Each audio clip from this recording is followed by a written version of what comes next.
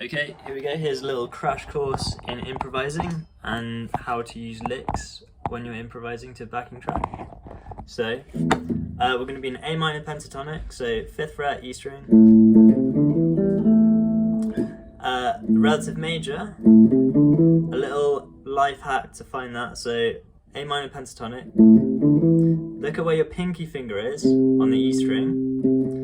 Look at where your pinky is, put your middle finger there, and that is your starting point for the relative major pentatonic. So minor pentatonic, look at where your pinky is, put your middle finger there, and then that's your relative major pentatonic, and it goes both ways. So if you know where your relative major, if you know where the major pentatonic is, you go down, you put your pinky finger where your middle finger is, you go down 3 frets, and that's where your minor pentatonic is. Okay, cool. So let's talk about improvising. So one thing is to be super conscious of where the 1 is. So you're always counting 1, 2, 3, 4. You're always trying to find the groove. It might not be in 4/4, it could be in 3. But if you know where the 1 is, you can base everything around that, and that's a really good reference point. So we're going to take this little phrase here. So it's going to be literally 2 notes. So I'm on 7 and 5. So I'm on the G string. So 7, 5 on the G. And that's going to be the motif that we're going to use. So it's going to be 1 and... So 1 and 2 and 3, 4. 1 and 2 and 3, 4. So nice and simple. We're going to keep this part really simple. So 2 notes, 7 and 5. Now, we're going to add notes around that. So every bar we play that, 7 and 5. So it's always going to be 1 and 2 and 3, 4. So every bar we play that, every other bar we're going to add some notes. So here's the first bar, 1 and 2 and 3, then we add, so 1 and 2 and 3, 4. So that's just an example. You could play anything, so you could play this. 1 and 2 and 3 and 4, 1 and 2 and 3 and 4, and 1 and 2, 3, 4, 1 and 2 and 3 and 4, 1 and... So these are just little examples. You're always using this one.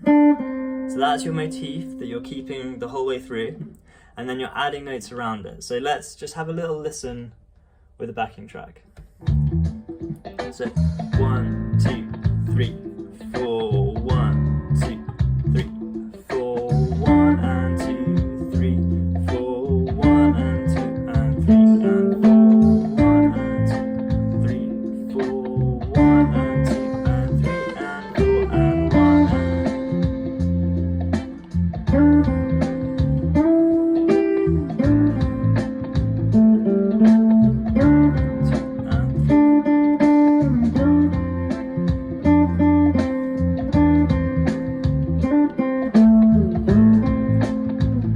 So you can change it all up. You're always playing this, and then you're adding notes. So it could be 1 and 2 and 3, 4, and then you could add 1 and 2 and 3 and 4 and... So I'm starting right there on the 8th fret, high E string, and then it brings us back down. But it doesn't have to be that. It could be 1 and 2 and 3, 4. So on the D string, 7 and 5.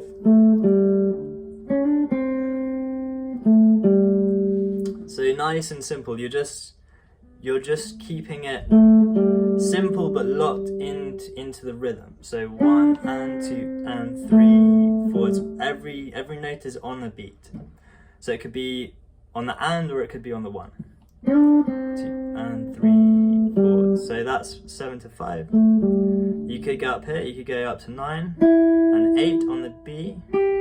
So it could be 2 and 3, 4. That's a really nice one. So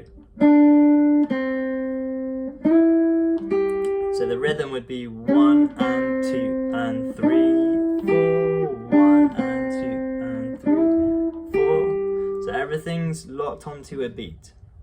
It's really important you know where that is. Now this motif, it's always, so far we've always done it on 1 and, so 1 and, but you could change that up. Once you're comfortable with it, you can start like extending the notes. So you can go 1, 2, 3, 4, 1, 2, 3, and 4, 1, 2, 3, 4, 1. So you can play around with the length. That's really good. It shows that you're comfortable with it, but get really comfortable just playing 1 and 2 and 3. So if you can get that on every first bar and just add notes around it, that's going to be really good.